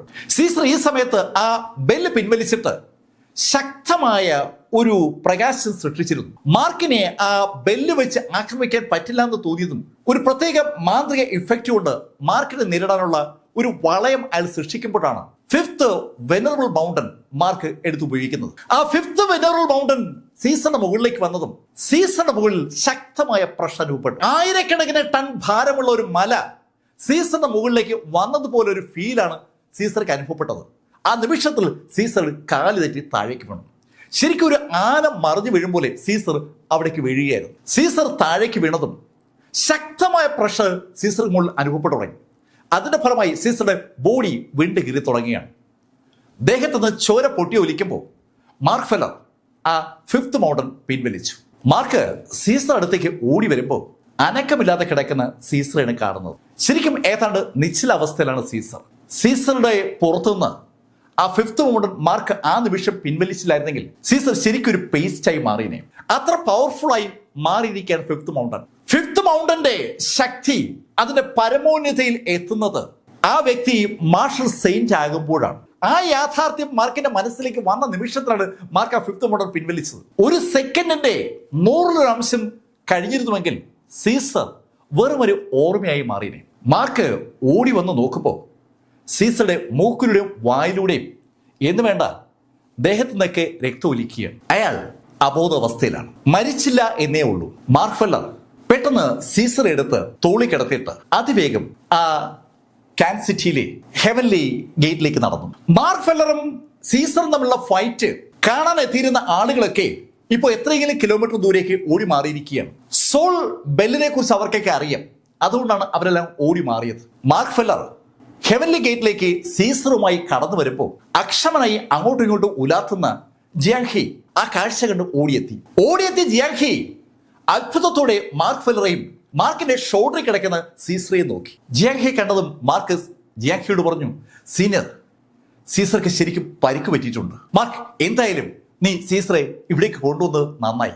അങ്ങനെ പറഞ്ഞിട്ട് ജിയാങ്ഹിയും കൂടി ചേർന്ന് സീസറെ ഒരു കിടക്കെ കൊണ്ടുവന്ന് കിടത്തി. ആ ഹെവൻലി ഗേറ്റിലെ ഉള്ളിലുള്ള ഒരു മുറിയിൽ സീസറെ കിടത്താനുള്ള എല്ലാ സംവിധാനം ഉണ്ടാക്കി അവിടെ കിടത്തിയിരിക്കുകയാണ്. മാർക്ക് ഫെല്ലർ സീസറുടെ ബോഡിയിലേക്ക് മാർക്കിന്റെ ബോഡിയിൽ നിന്ന് ഇന്റർണൽ എനർജി പതുക്കെ കയറ്റി തുടങ്ങി. വളരെ വളരെ നേരിയ അളവിൽ മാത്രമാണ് ആ സമയത്ത് സീസറിൽ ജീവൻ ബാക്കി നിൽക്കുന്നത്. മാർക്കും ജിയാങ്ഹിയും ഒരുമിച്ച് സീസറെ ചികിത്സിച്ചു തുടങ്ങി. രണ്ടുപേരും അവരുടെ ബോഡികളിലെ ഇന്റർണൽ എനർജി സീസറുടെ പുറത്തേക്ക് കയറ്റുമ്പോഴേക്കും ഷൂ ഷിവാങ്ങും അവിടെ എത്തി. അയാളും ആ ചികിത്സയിൽ പങ്കുചേർന്നു. ശരിക്കും ഒരു പൊട്ടുപോലെ മാത്രം ജീവൻ അവശേഷിക്കുന്ന സീസറെ ജീവിതത്തിലേക്ക് മടക്കി കൊണ്ടുവരാനുള്ള ആ മൂവരുടെ ശ്രമവും അവസാനം ഫലം കണ്ടു. ഏകദേശം 2-3 മണിക്കൂറായപ്പോൾ സീസർ ആ ക്രിട്ടിക്കൽ സ്റ്റേജ് മറികടന്നുവെന്ന് അവർക്ക് ബോധ്യമായി. ഈ സമയത്താണ് ലിറ്റിൽ ക്യൂന അവിടേക്ക് വരുന്നത്. ലിറ്റിൽ ക്യൂന അവിടേക്ക് വന്നപ്പോൾ അവൾ കാണുന്നത് സാക്ഷാൽ സീസറെയാണ്. സീസർ അടുത്തേക്ക് ഓടിയെത്തിയ ലിറ്റിൽ ക്യൂന സീസറെ പിടിച്ചു കുലുക്കി കരയാൻ തുടങ്ങി. അങ്കിൾ സീസർ, അങ്കിൾ സീസർ അങ്ങനെ പറഞ്ഞ് കരയുന്ന ക്യൂനെ കണ്ടതും മാർക്ക് ക്യൂനെ അടുത്തുള്ള ഒരു കസേരയിലേക്ക് പിടിച്ചിരുത്തി. മാർക്ക് അവളോട് ചോദിച്ചു, ക്യൂന, നിനക്ക് ഈ സീസർ നന്നായി അറിയാമോ? മാർക്ക്, സെക്കൻഡ് മിസ്റ്റിക് വേൾഡിൽ ലോർഡ് സീസർ അറിയാത്ത ആരാ ഉള്ളത്? മാർക്കിന് അറിയാവോ? സെക്കൻഡ് മിസ്റ്റിക് വേൾഡിൽ എല്ലാവർക്കും ലോർഡ് സീസറെ വല്ലാത്ത ഇഷ്ടമാണ്. ശരിക്കും ഈ ലോർഡ് സീസർ ഉള്ളതുകൊണ്ട് മാത്രമാണ് ആ ഗൂഷീഷൻ പിടിച്ചു നിൽക്കുന്നത്. ഗൂഷീഷനെ കുറിച്ച് നിനക്കെന്തറിയാം? മാർക്ക്, ആ ഗൂഷീഷനും അയാളുടെ ആ മകനുണ്ടല്ലോ ഗൂഷിയും രണ്ടും തെമ്മാടികളാണ്. ഞങ്ങളുടെ മിസ്റ്റിക് വേൾഡിൽ പെൺകുട്ടികൾ 13 വയസ്സ് ആകുമ്പോൾ ഭയത്തോടെ വീടിനകത്ത് ഒതുങ്ങിപ്പോകും. ഒതുങ്ങിയാലും കാര്യമൊന്നുമില്ല. ആ സമയത്ത് ഈ ഗൂഷീഷിന്റെയും മകന്റെയും ആളുകൾ ഞങ്ങളുടെ വീടുകളിലെത്തും. ഞങ്ങൾ അവർ കൊണ്ടുപോകും. ഞങ്ങളുടെ ജീവിതം പിന്നെ അവരുടെ അടിമകളായിട്ടാണ്. അവർ പറയുന്ന പോലെയൊക്കെ ചെയ്യാൻ ഞങ്ങൾ ബാധ്യസ്ഥരാകും. സെക്കൻഡ് മിസ്റ്റിക് വേൾഡിലെ സകല പെണ്ണുങ്ങളും പ്രായം അറിയിച്ചു കഴിഞ്ഞാൽ പിന്നെ ഗൂഷീഷനും മകനും ഉള്ളതാണെന്നാണ് ക്യൂന പറഞ്ഞത്. അവൾ മാർക്കിനോട് പറഞ്ഞു, മാർക്ക് എന്നെ അന്ന് രക്ഷിച്ചില്ലായിരുന്നെങ്കിൽ ഞാനിപ്പോ അവരുടെ അടിമയായനെ. അങ്ങനെ പറയുമ്പോൾ അവളുടെ കണ്ണിൽ നിന്ന് കണ്ണുനീർ അങ്ങനെ ധാരധാരായി ഒഴുകുകയാണ്. ഈ കാഴ്ച ഷൂ ഷിവാങ്ങിനെയും ജിയാങ്ഹിയും ശരിക്കും അങ്ങ് വിഷമിപ്പിച്ചു എന്ന് പറയാം. അവർക്ക് രണ്ടുപേർക്കും കുട്ടികളൊന്നുമില്ല. രണ്ടുപേരും മാർഷൽ ആർട്സ് പ്രസ്ഥാനങ്ങൾക്ക് വേണ്ടി നിലകൊള്ളുന്ന ആളുകളാണ്. അവർക്ക് ആ ലിറ്റിൽ ക്യൂനയോടും ഇപ്പൊ ഒരു വല്ലാത്ത അടുപ്പമുണ്ട്. അതുകൊണ്ട് തന്നെ ലിറ്റിൽ ക്യൂനെ കരയുന്നുണ്ടതും അവര് മാർക്കിനെ നോക്കി. മാർക്ക് അവളെ ദേഹത്തോട് ചേർത്തിരുത്തിയിട്ട് അവളോട് പറഞ്ഞു, ക്യൂന, നീ അതൊക്കെ വിട്, സീസറെ കുറിച്ച് പറ. മാർക്ക്, അങ്ങിൽ സീസർ ഉള്ളത് കൊണ്ടാണ് ശരിക്കും അവിടെ ഇപ്പോഴും സ്ത്രീകൾക്ക് ഒരു പരുവത്തിൽ പിടിച്ചു നിൽക്കാൻ പറ്റുന്നത്. ലോർഡ് സീസറെ കുറിച്ച് ക്യൂനയ്ക്ക് അറിയാവുന്ന കാര്യങ്ങളൊക്കെ ക്യൂന മാർക്കുമായി പങ്കുവച്ചു. ശരിക്കും സീസറെ കുറിച്ച് സംസാരിക്കുമ്പോൾ ക്യൂനയ്ക്ക് കരച്ചിൽ വരുന്നുണ്ട്. ക്യൂനെ അവിടെ മുറിയിലേക്ക് പറഞ്ഞു വിട്ടതിന് ശേഷം മാർക്ഫല ജിയാങ്ഹിയെ നോക്കിയതും ജിയാങ്ഹി മാർക്കിനോട് ചോദിച്ചു, മാർക്ക്, നിനക്ക് ഒരു കാര്യം അറിയാവോ? എന്താ സീനിയർ? നീ ആ സോൾ ബെല്ലിൽ നിന്ന് എങ്ങനെ രക്ഷപ്പെട്ടു എന്നുള്ള കാര്യം നിനക്കറിയാമോ? ഇല്ല മാർക്ക്. സോൾ ബെല്ലിന്റെ പ്രത്യേകത എന്താണ്? ആ ബെല്ല് ആളുകളുടെ സോൾ വലിച്ചെടുത്ത് ശക്തമാകും. നീ ശ്രദ്ധിച്ചില്ലേ? ഈ സീസർ ആളുകളുടെ സോൾ വലിച്ചെടുക്കുന്നതിന് പകരം ആളുകളെ ആ ഫൈറ്റ് നടന്ന സ്ഥലത്ത് നിന്ന് ഓടിക്കുകയാണ് ചെയ്തത്. ജിയാങ്ഹി പറഞ്ഞ കാര്യം നേരത്തെ തന്നെ മാർക്കിന്റെ ശ്രദ്ധയിൽപ്പെട്ടതാണ്. വളരെ ഉറക്കെ ശബ്ദമുണ്ടാക്കിക്കൊണ്ട് ആ സോൾ ബെല്ലിനെ കുറിച്ച് ആളുകളെ പറഞ്ഞ് ഭയപ്പെടുത്തി അവിടെ നിന്ന് ആളുകളെ ഓട്ടിക്കാൻ ഒരു ഔത്സുക്യം തന്നെ സീസർ കാണിച്ചിരുന്നു.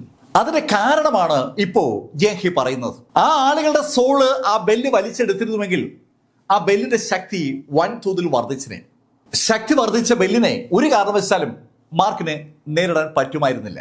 രണ്ടാമത്തെ ബെല്ല് ഉപയോഗിക്കാത്തതും ശരിക്കും മാർക്കിനെ തോൽപ്പിക്കാൻ സീസർക്ക് ഇഷ്ടമില്ലാത്തത് കൊണ്ടാണ്. ജിയാങ്ഹി ആ കാര്യങ്ങൾ പറഞ്ഞതും മാർക്ക് ജിയാങ്ഹിയോട് പറഞ്ഞു, സീനിയർ, ഇതൊന്നും നോക്കി. അങ്ങനെ പറഞ്ഞിട്ട് മാർക്ഫല ജിയാങ്ഹിയെ സീസറുടെ ആ ബെഡിലേക്ക് കൊണ്ടുവന്നു. സീസറിന്റെ പുറത്ത് ഒത്തിരിയേറെ മുറിവുകളുണ്ട്. മാർക്ക് ഫെല്ലറുമായി ഉണ്ടായ ഏറ്റുമുട്ടലിനിടയിലും അവസാനം ആ വെനറബിൾ ഫിഫ്ത്ത് മൗണ്ടൻ ജിയാങ്ഹിയുടെ മുകളിൽ പ്രഷർ ചെലുത്തിയപ്പോഴുമാണ് ആ മുറിവുകൾ കൂടുതലും ഉണ്ടായത്. ആ മുറിവുകളൊക്കെ കാണിച്ച മാർക്ക് ഫെല്ലർ ആ മുറിവുകൾക്കിടയിൽ നിന്ന് 2 മുറിവുകൾ ജിയാങ്ഹിയെ തൊട്ട് കാണിച്ചു. സീനിയർ, ഈ 2 മുറിവുകളും ഇപ്പോ ഉണ്ടായതല്ല.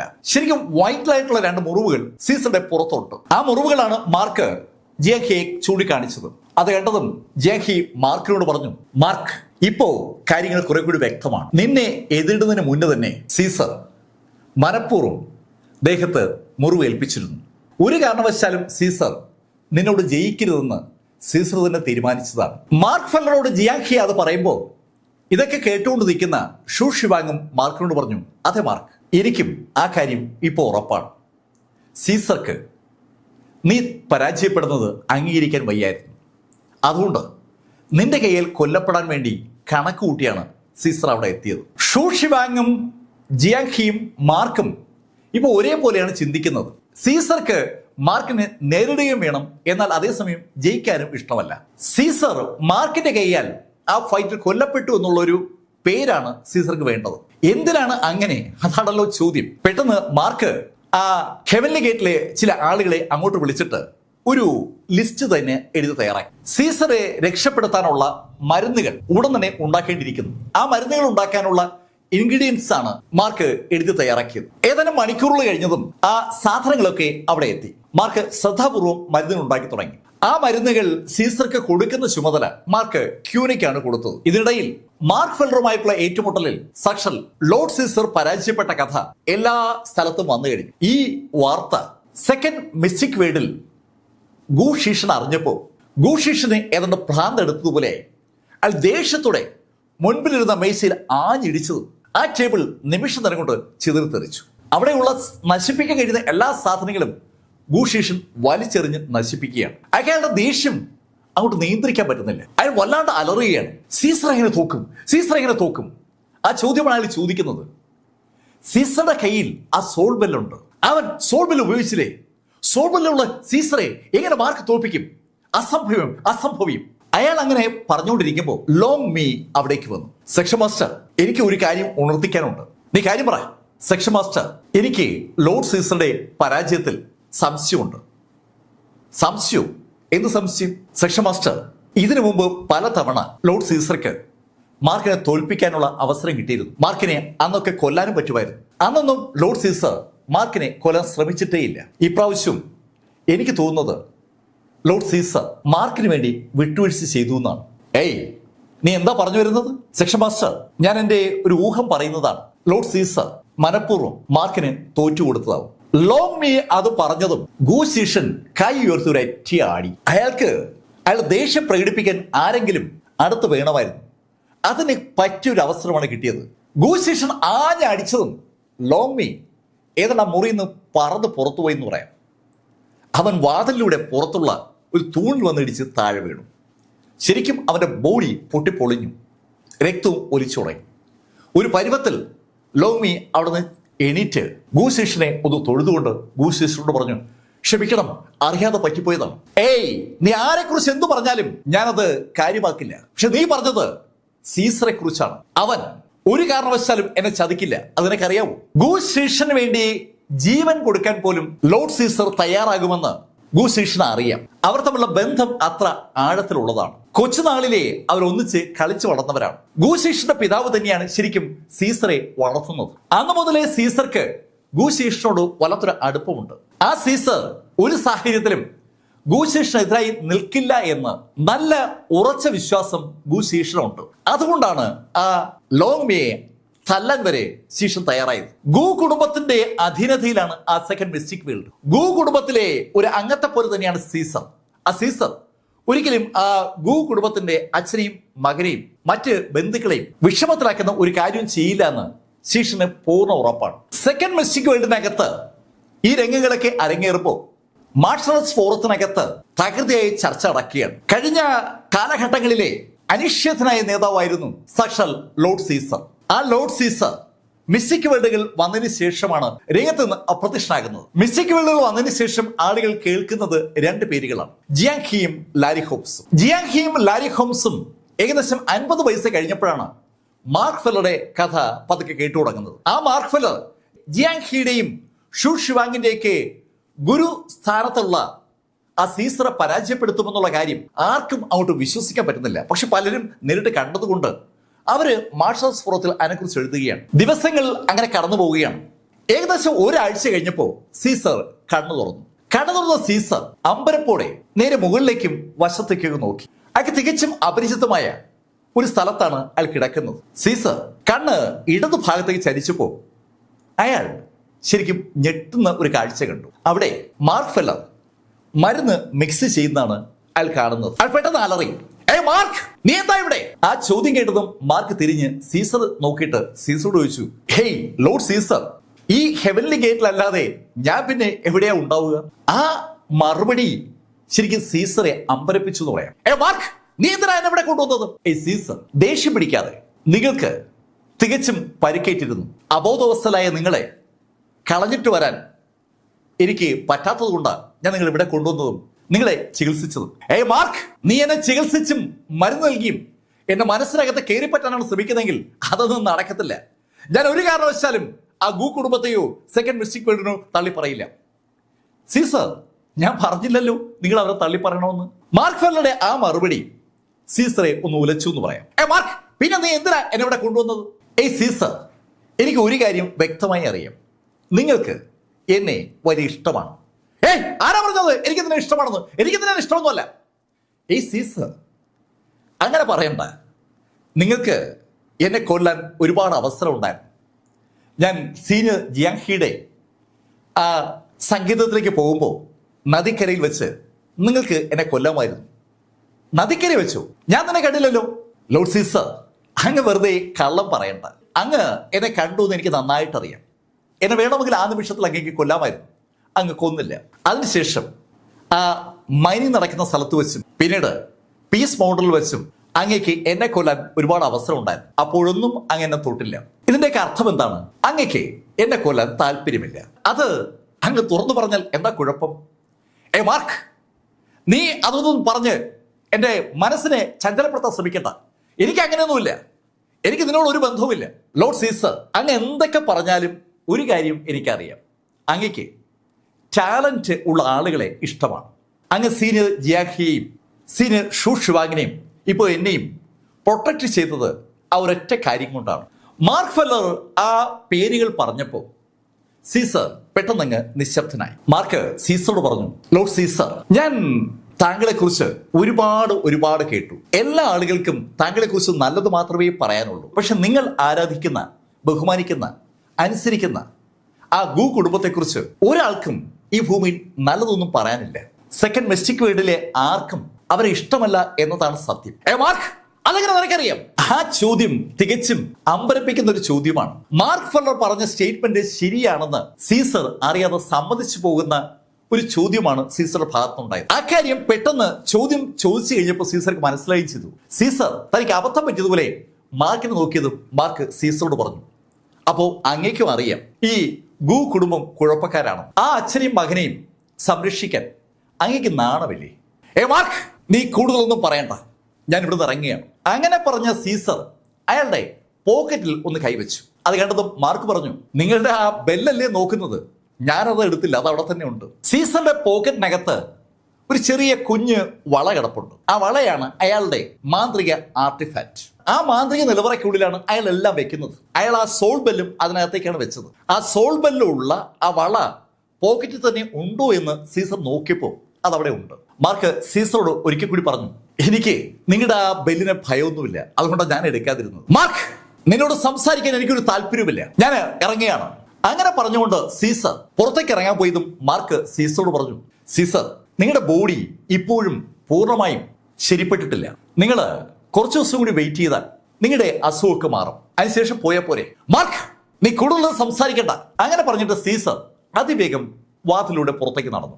സീസർ അങ്ങനെ പോകുന്നത് മാർക്ക് അങ്ങനെ നോക്കി നിൽക്കുകയാണ്. സീസർ അവിടെ നിന്ന് നേരെ പോകുന്നത് ശരിക്കും ന്യൂ സെലസ്റ്റിലേക്ക് തന്നെയാണ്. കാൻസസ് സിറ്റിയിൽ നിന്ന് സീസർ ആ ന്യൂ സെലസ്റ്റിലേക്ക് നടന്നു പോകാനാണ് തീരുമാനിച്ചത്. ഒരു മാർഷൽ സെയിന്റ് എന്ന നിലയിൽ അതിവേഗതയിൽ നടക്കാനുള്ള കപ്പാസിറ്റി അയാൾക്കുണ്ട്. അതിവേഗതയിൽ നടക്കുന്ന സീസർക്ക് പക്ഷെ ശരിക്കും ക്ഷീണവുമുണ്ട്. അയാൾ കഴിഞ്ഞ ഒരാഴ്ചയെ അബോധാവസ്ഥയിലായിരുന്നു. അയാളുടെ ബോഡിയിൽ നിന്ന് ഒത്തിരി ചോര നഷ്ടപ്പെട്ടിട്ടുമുണ്ട്. ഗുരുതരമായ ഒത്തിരിയേറെ മുറിവുകൾ അയാളുടെ ബോഡിയിലുണ്ട്. അയാളുടെ ബോഡിയിൽ അയാൾ തന്നെ ഏൽപ്പിച്ച ചില മുറിവുകളുമുണ്ട്.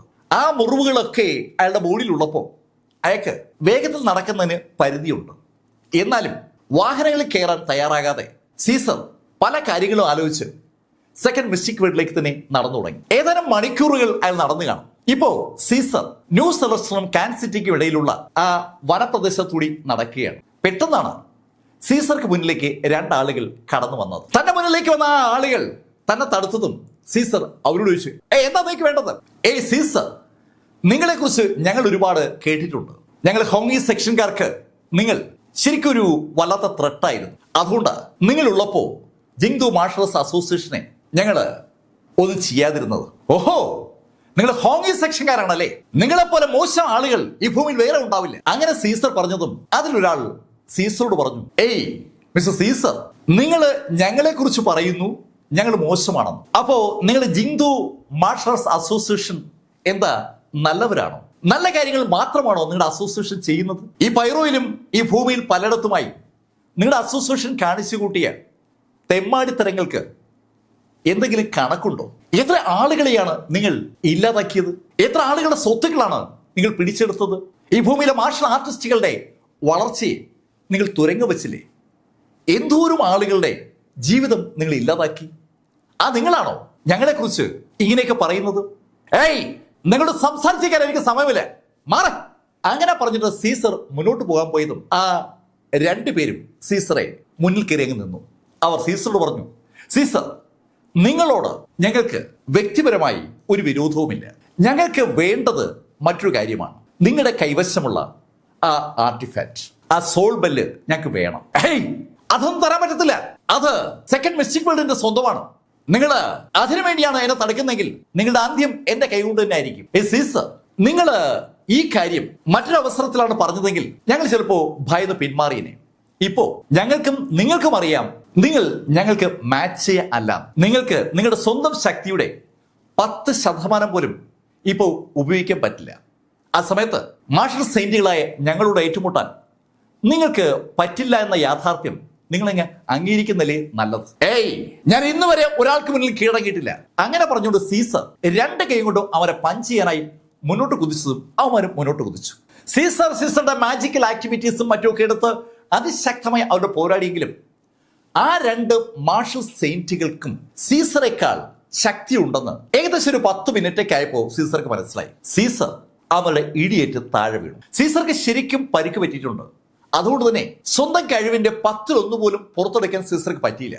ആ അവസരത്തിൽ സീസർക്ക് മാർഷൽ സെയിന്റുകളായ ആ രണ്ടുപേരും തോൽപ്പിക്കാൻ പറ്റുക എന്ന് പറഞ്ഞാൽ നടക്കുന്ന കാര്യമല്ല. അവസാനം സീസർ താഴെ വീണു. ഏതാണ്ട് എണീക്കാൻ പറ്റാത്ത പരുവത്തിലായ സീസറുടെ പോക്കറ്റിൽ നിന്ന് അതിലൊരാൾ ആ വള വലിച്ചെടുത്തു. അയാൾ സീസറോട് പറഞ്ഞു, സീസർ, നിങ്ങളെ കൊല്ലാൻ ഞങ്ങൾക്ക് ഒരു താല്പര്യവുമില്ല. അതുകൊണ്ട് നിങ്ങളെ ഞങ്ങൾ ഇവിടെ ഉപേക്ഷിക്കുകയാണ്. ഇതുവഴി വരുന്ന ആരെങ്കിലും നിങ്ങളെ രക്ഷിക്കും. അങ്ങനെ പറഞ്ഞിട്ട് അവർ അതിവേഗം ആ വളയുമായി ആ കാട്ടിനകത്തേക്ക് അപ്രത്യക്ഷമായി. ശരിക്കും ഇടികൊണ്ട് എണീക്കാൻ പറ്റാത്ത അവസ്ഥയിൽ കിടക്കുന്ന സീസർ അല്പനേരം അവിടെ അങ്ങനെ കിടന്നു. അതിനുശേഷം സീസർ പതുക്കെ ശ്വാസം വലിച്ചെടുക്കുകയാണ്. അയാളുടെ അവസാനത്തുള്ളി ശ്വാസം വരെ അയാൾ പൊരുതുമെന്ന് ഉറപ്പിക്കുന്ന ഒരു വ്യക്തിയാണ്. അയാൾ കുറച്ച് എയർ വലിച്ചെടുത്തപ്പോൾ പതുക്കെ എണീക്കാവുന്ന പരുവത്തിലേക്ക് സീസർ പതുക്കെ എണീറ്റു. അയാൾ വെച്ച് നടന്നു തുടങ്ങി. ന്യൂസ് സെലസ്റ്ററിന് വളരെ അടുത്ത് അയാൾ എത്തിയിരുന്നതുകൊണ്ട് ഏതാനും മണിക്കൂർ കഴിഞ്ഞപ്പോൾ അയാൾ സെക്കൻഡ് മിസ്റ്റിക് വേൾഡിലെത്തി. സെക്കൻഡ് മിസ്റ്റിക് വേൾഡിലേക്ക് സീസർ കടന്നു വരുമ്പോൾ ഗു ഷീഷൻ അയാളെ കണ്ടു. ഗു ഷീഷൻ സീസർ ചോദിച്ചു, ഏയ് എന്താ, എന്തു പറ്റി? സീസറുടെ ദേഹത്ത് നിന്ന് അപ്പോഴും രക്തം ഒലിക്കുകയാണ്. ഏയ് സീസർ, എന്താ, എന്തു പറ്റിയെന്ന്? ഷീഷൻ, ഞാൻ തോറ്റു. ഏയ് സീസർ, എന്തായി പറയുന്നത്? തോറ്റെന്നോ? അതെ ശിഷൻ, ഞാൻ തോറ്റു. ശിഷൻ, നീ എന്നെ കൊല്ലണം. അങ്ങനെ സീസർ പറഞ്ഞതും ശിഷൻ സീസർ ചോദിച്ചു, ഏയ് സീസർ, നീ ആ ബെല്ല് ഉപയോഗിച്ചില്ലേ? ശിഷൻ, ആ ബെല്ലിനൊന്നും മാർക്കിനെ ഒന്നും ചെയ്യാൻ പറ്റില്ല. അവൻ അതിശക്തനാണ്. ഏയ് സീസർ, എന്തായി പറയുന്നത്? അവൻ ഈ അടുത്ത കാലത്ത് ഒരു മാർഷൽ സെയിന്റായ വ്യക്തിയാണ്. നീയാണെങ്കിൽ 10-40 കൊല്ലമായി മാർഷൽ സെയിന്റ് ആണ്. നിനക്ക് അവനെ തോൽപ്പിക്കാൻ പറ്റുന്നില്ല എന്ന് പറഞ്ഞാൽ എനിക്ക് വിശ്വസിക്കാൻ പറ്റുന്നില്ല. അതുമാത്രമല്ല, ആ സോൾ ബെൽ അത് ശരിക്കും ശക്തമാണ്. അതിന്റെ ശക്തി പോലും നിനക്ക് ഉപയോഗപ്പെട്ടില്ലെന്ന് പറയുമ്പോൾ എനിക്ക് അങ്ങോട്ട് ഉൾക്കൊള്ളാൻ പറ്റുന്നില്ല. അതാ ശിഷൻ ഞാൻ പറഞ്ഞത്, ഞാൻ തോറ്റു. ഈ തോൽവി അംഗീകരിക്കാൻ എനിക്ക് വയ്യ. എന്നെ അങ്ങ് കൊല്ല്. ഏയ് സീസർ, അതൊന്നും വേണ്ട. നീ തോറ്റു. അനന്ത, ആർക്കാ തോൽവി പറ്റാത്തത്? ആരും തോൽക്കും. ഒരു തോൽവിയൊന്നും ഒന്നുമല്ല. നീ നിന്റെ ആരോഗ്യം വേണ്ടിടക്ക് ഈ മാർക്ക് ഫെല്ലറെ ഞാൻ ഈസിയായി തോൽപ്പിച്ചു തരാം. അങ്ങനെ ശീഷൻ പറഞ്ഞതും സീസർ ശീഷനോട് പറഞ്ഞു, ഏയ് ശീഷൻ, അവിടെയാണ് പ്രശ്നം. മാർക്ക് എന്നെക്കാൾ ശക്തനാണ് എന്ന് ഞാൻ പറയുമ്പോൾ അതിനൊരു അർത്ഥം കൂടിയില്ലേ? നിനക്കൊപ്പമാണ് മാർക്കെന്ന്. നിനക്ക് ചിലപ്പോ മാർക്കിനെ തോൽപ്പിക്കാൻ പറ്റാതെ വരും. ഏയ് സീസർ, നീ എന്തായി പറയുന്നത്? എന്നെ തോൽപ്പിക്കാൻ മാർക്ക് ഫെല്ലർക്ക് പറ്റുമെന്നോ? നടന്നത് തന്നെ. അവൻ എന്റെ മുന്നിൽ ഒന്നുമല്ല.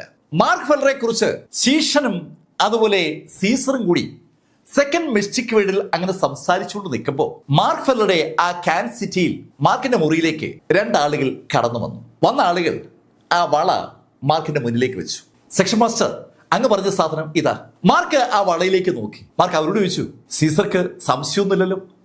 ഏയ് ഇല്ല, ഞങ്ങള് ഹോങ്ങി സെക്ഷൻ ആണെന്ന് അയാൾ ഉറച്ചു വിശ്വസിക്കുകയാണ്. അയാൾക്ക് ഒരിക്കലും നമ്മളാണ് ഇതിന്റെ പിന്നിലെന്ന് അറിയാൻ കഴിയില്ല.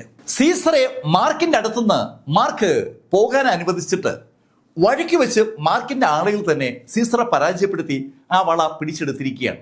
ആ കുറ്റം പക്ഷേ മാർക്ക് ഹോങ്ങി സെക്ഷന്റെ പുറത്താ വെച്ചത്. മാർക്കും ആ 2 മാർഷൽ സെയിന്റുകൾ തമ്മിൽ അങ്ങനെ സംസാരിക്കുമ്പോൾ ഇതേ ചോദ്യം സെക്കൻഡ് മിസ്റ്റിക് വേൾഡിൽ ഗു ഷീഷൻ ലോർഡ് സീസറോട് ചോദിക്കുകയാണ്. ഏയ് സീസർ, ആ ബെല്ലെവിടെ? ശിഷൻ, ആ ബെല്ല് മോഷണം പോയി. എന്ത്? മാർക്ക് ആ ബെല്ലെടുത്തോ? അല്ലല്ല, ആ ഹോങ്ങി സെക്ഷനെ പിടിച്ചെടുത്ത്. ഹോങ്ങി സെക്ഷനോ? അതേ ശിഷൻ, ഞാന് മാർക്കിന്റെ അടുത്തുനിന്ന് ഇവിടെ എത്താറായപ്പോ ഹോങ്ങി സെക്ഷൻകാരുടെ മുന്നിൽ ചെന്ന് പെട്ടു. അവരെന്നെ വളഞ്ഞിട്ട് ആക്രമിച്ചു. ശരിക്കും എനിക്ക് പരിക്ക് പറ്റിയിരുന്നതുകൊണ്ട് പിന്നെ ഒന്നും ചെയ്യാൻ പറ്റിയില്ല. നടന്ന സംഭവങ്ങളൊക്കെ ശീഷനോട് സീസർ ഒരിക്കൽ കൂടി പറഞ്ഞു. സീസർ ആ കഥയൊക്കെ പറയുമ്പോൾ അതേ കഥ തന്നെ മാർക്ക് ഫെല്ലറോട് ആ മാർഷൽ സെയിന്റുകൾ പറയുകയാണ്. ആ കഥ പറഞ്ഞിട്ട് മാർഷൽ സെയിന്റുകൾ മാർക്കിനോട് ചോദിച്ചു, ശരിക്കും ഇവിടെ വെച്ച് തന്നെ ഈ വള എടുക്കാമായിരുന്നല്ലോ, അത് ചെയ്യാതെ അയാളെ ന്യൂസ് സെലസിലേക്ക് പോകാൻ അനുവദിച്ചിട്ട് അവിടെ വെച്ച് ഈ വള എടുത്തത് എന്തിനാ? ഏയ് ആ ഹോങ്ങി സെക്ഷൻകാരെ നമ്മളെ ശരിക്കും ഉപദ്രവിക്കുന്ന ആളുകളാ. അവന്മാർ എനിക്കെതിരെ പലപ്പോഴും കളിച്ചിട്ടുണ്ട്. അതുകൊണ്ട് അവന്മാർക്കെതിരെ ഞാനൊന്ന് കളിച്ചതാണ്. അങ്ങനെ പറഞ്ഞിട്ട് മാർക്ക് ഒന്ന് ചിരിച്ചു. കഥയുടെ ഈ ഭാഗം ഇവിടെ അവസാനിക്കുകയാണ്. അടുത്ത ഭാഗവുമായി അടുത്ത ദിവസം വീണ്ടും കാണാം. ഇതുവരെ മാർക്ക് ഫെല്ലറുടെ കഥ നിങ്ങളോട് പറഞ്ഞത് എം ലൈഫിൽ നിന്ന് BS ചന്ദ്രമോഹൻ. കമന്റിൽ ചെയ്യുക. Thank you.